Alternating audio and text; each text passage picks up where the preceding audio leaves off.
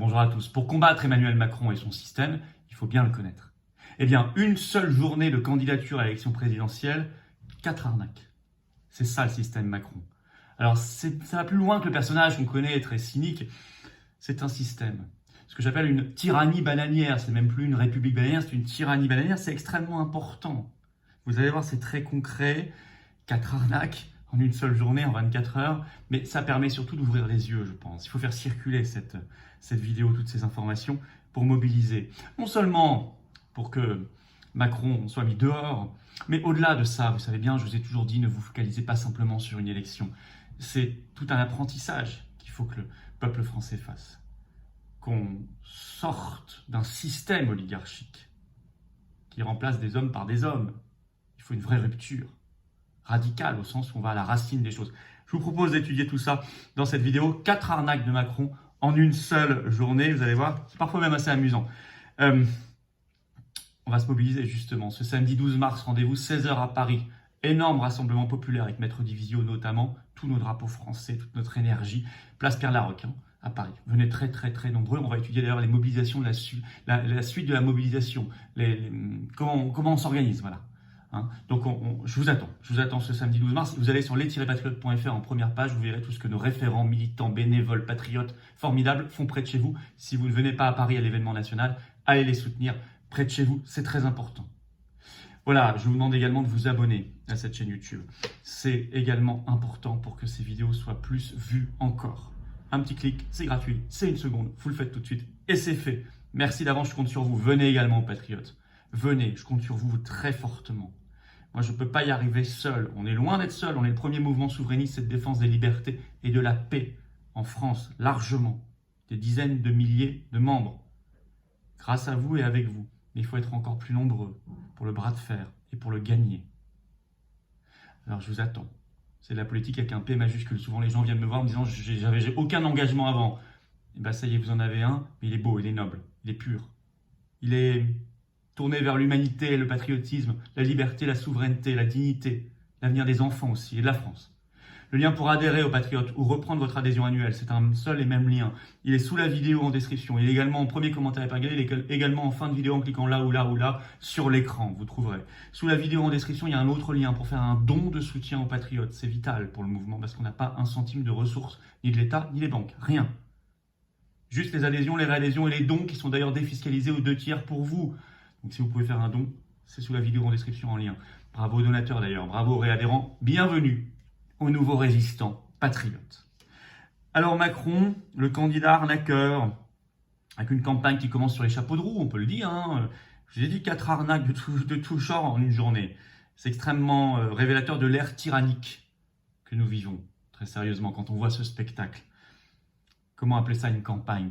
C'est une campagne publicitaire, ce n'est pas une campagne électorale. Bon, premièrement, là, c'est une information qui est sortie par France Inter ce 8 mars sur la première sortie de campagne, c'est comme ça que ça nous a été vendu, d'Emmanuel Macron. C'était dans les Yvelines à Poissy le 7 mars. Il devait se livrer à un débat avec des Français. Bon, on nous avait vendu du côté des équipes, selon France Inter, de l'Élysée, un échange libre, je cite, avec les Français.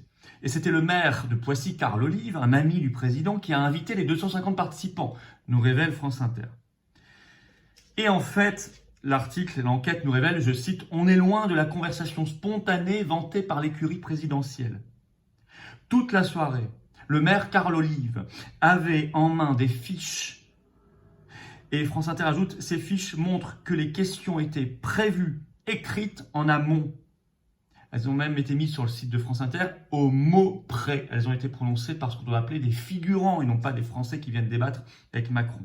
Et même selon une information BFM RMC du 7 mars, on apprend que Carl Olive a organisé le casting, c'est eux qui mettent le mot, le casting des environ 300 habitants qui interpelleront et échangeront avec le chef de l'État, ce qu'ils ont fait donc ce 7 mars. Ça, si vous appelez ça une campagne électorale, si vous appelez ça un débat, nous ne vivons pas sur la même planète. Ça s'appelle une arnaque digne d'une république bananière. En plus, retransmise en direct à la télévision sur toutes les chaînes. Alors on va trouver une astuce. Je vous le dis dès maintenant, c'est bidon de A à Z. Infiltrez-vous. Faites-vous passer pour de gentils figurants vous allez poser telle question qui les arrange, vous dites que vous allez le faire, et en fait, en direct, vous posez une autre question très gênante. Par exemple, sur l'affaire Alstom, par exemple, sur est-ce qu'il va remettre le pass vaccinal, par exemple, sur les effets secondaires, par exemple, il y a plein de sujets sur les personnels suspendus. Vous trouverez, pensez-y, posez la question, parce que vous serez en direct sur toutes les chaînes de télévision. Calmement, posément, ce sera très efficace. Infiltrons-nous.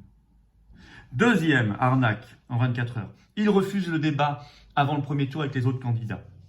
Je le cite, il l'a dit ce 7 mars justement à Poissy. Je cite Macron. « Je ne ferai pas de débat avec d'autres candidats avant le premier tour. Aucun président en fonction, dit-il, qui se représentait ne l'a fait. Je ne vois pas pourquoi je le ferais différemment. » Donc il utilise un argument en disant « puisque personne ne l'a fait, je ne le ferai pas. » Oui, c'est un argument, mais c'est bizarre parce que c'est peu fréquent dans sa bouche.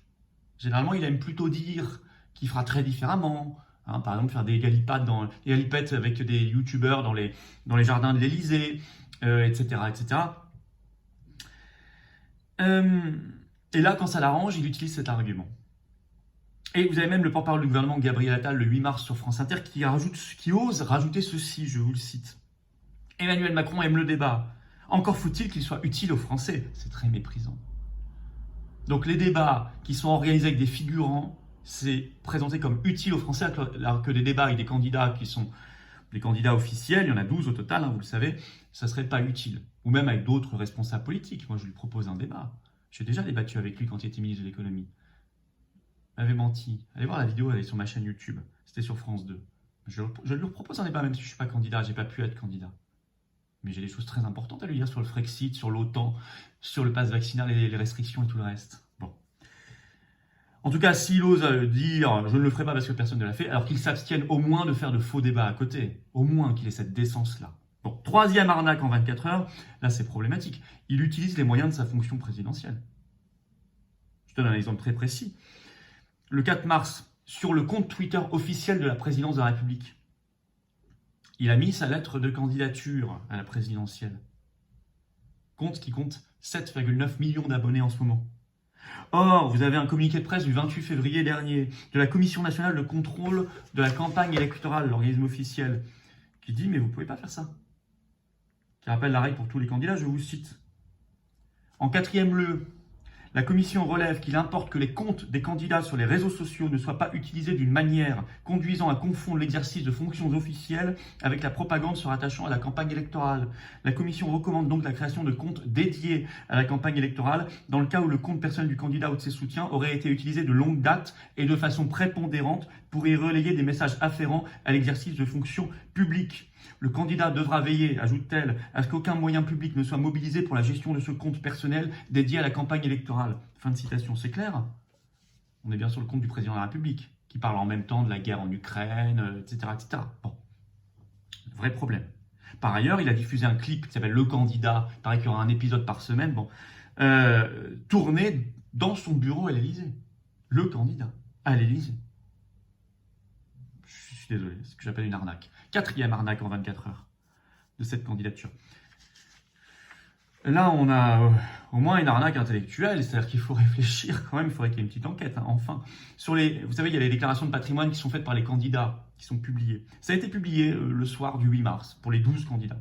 Alors, le patrimoine le plus important, c'est Valérie Pécresse qui l'a déclaré, 9,7 millions d'euros, puis Éric Zemmour, 4,2 millions, puis Nicolas Dupont-Aignan, 2 millions, puis Jean-Luc Mélenchon, 1,4 million, puis Marine Le Pen, 1,2 million, puis Jean Lassalle, 630 000, et on trouve plus bas Anne Hidalgo, 575 000, Emmanuel Macron, environ 500 000 euros.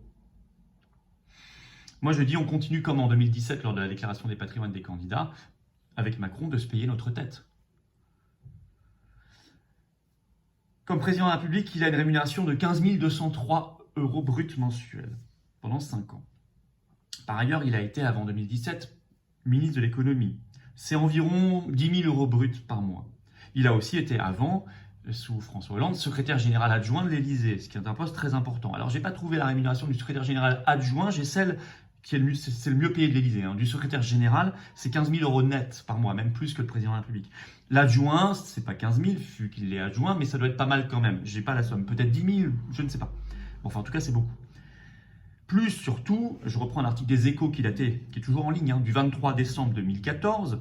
Je le cite, « Son passage de 4 ans dans la banque Rothschild lui aura rapporté près de 3 millions d'euros. » Bon, tout ça cumulé. Où est l'argent? Alors, il nous avait expliqué en 2007, j'ai claqué beaucoup. Alors, on avait calculé que ça faisait l'équivalent d'un SMIC par jour, qui ne constituait en face aucun patrimoine, aucun actif. Là, pareil, il ne déclare aucun patrimoine immobilier, etc. Bon, ça mériterait au moins une interrogation, une enquête journalistique, voire plus, mais rien. Non, rien. 4 arnaques en une journée. Alors, ça révèle le personnage, on sait qu'il est d'un cynisme absolu, total, sans limite. Mais c'est aussi le signe d'une tyrannie bananière. Qu'on accepte de nous vendre ça comme une campagne électorale démocratique, c'est qu'on est vraiment en tyrannie bananière. Il faut en sortir. D'abord, il ne faut pas tout miser sur l'élection en général, sur l'élection présidentielle non plus. Parce que si le peuple arrive à l'élection présidentielle mais qu'il n'est pas mûr dans la compréhension des grands débats et des grands enjeux, ça ne sert à rien. Il va voter ce qu'on lui demande de voter à la télévision. Donc il faut faire tout un travail en amont. C'est pour ça que nous sommes en manifestation depuis 17 mois, chaque semaine, qu'on mobilise, qu'on fait des procès judiciaires pour mobiliser l'opinion, qu'on fait tout ce travail de terrain, voir les gens, et partout en France, y compris outre-mer. Je le dis depuis fort longtemps, mais on va continuer, les patriotes, cette marque de fabrique, avant, pendant, après les campagnes électorales, et sans varier. Tous les moyens possibles. Et puis on va s'infiltrer, je vous l'ai dit, dans ces faux débats-là. Vous passez pour le gentil figurant, vous apprenez votre texte, vous le récitez, et en fait vous posez une autre question en direct à la télévision. Faisons ça. Question intéressante, sans agressivité, mais intéressante enfin, pas les questions des figurants. Voilà, si vous êtes intéressé par toute cette perspective, ce projet, eh bien, il faut nous rejoindre Patriotes, vous le savez maintenant. Le lien pour adhérer ou réadhérer, se battre avec nous sur ces valeurs, ces belles valeurs, ces convictions, notre pays, notre humanité, eh bien, ce lien il est sous la vidéo en description, il est également en commentaire épinglé, il est également là ou là, en fin de vidéo, en cliquant directement sur l'écran dans quelques secondes. Sous la vidéo en description, il y a un autre lien pour faire un don de soutien aux Patriotes, c'est vital. Tout ce qu'on fait, ça coûte cher en sécurité, en sono, en tout. Mais on le fait, parce qu'on y croit, on n'a pas un centime d'aide de l'État ni des banques. On a besoin de vous. Adhésion, réadhésion, dons sont défiscalisés aux 2 tiers pour vous. Alors bravo aux donateurs, aux réadhérents, bienvenue aux nouveaux patriotes. Bravo à ceux qui s'abonnent dès maintenant à cette chaîne YouTube également. Et je vous attends samedi 12 mars, 16h, place Pierre-Laroque avec Maître Divisio notamment. Grand rassemblement populaire, Paris. Voilà, sous les fenêtres de Véran. Liberté et paix. Allez, bienvenue aux patriotes. Réadhésion, adhésion, dons. Il faut venir maintenant aider la cause. Et vive la France.